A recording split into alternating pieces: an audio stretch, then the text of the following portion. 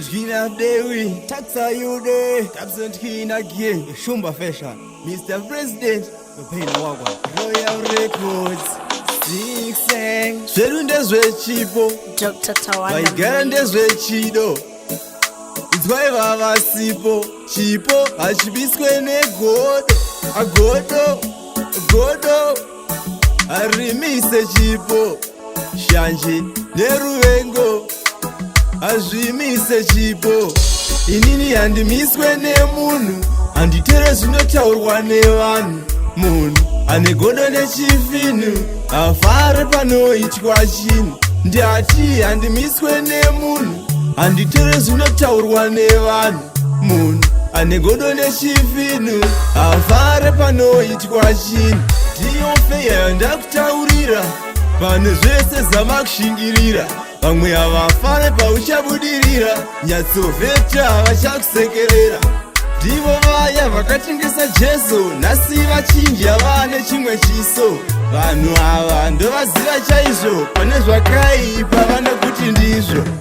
inini handimiswe nemunhu handitere zvinotaurwa nevanhu munhu ane godo nechifinhu afare panoitwa chinhu ndati handimiswe nemunhu handitere zvinotaurwa nevanhu munhu ane godo nechifinhu afare panoitwa chinhu chedu chipo chemashuwa pimba tichamira tapinda muguva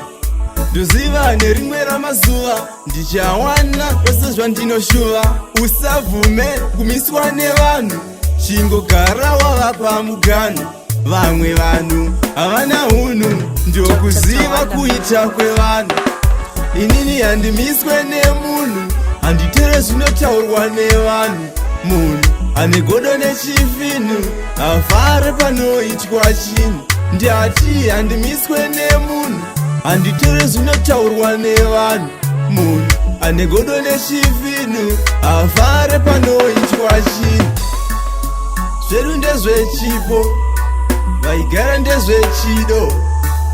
inzwai vavasipo chipo hachimiswe negodo agodo arimise chipo zhanji neruvengo azvimise chipo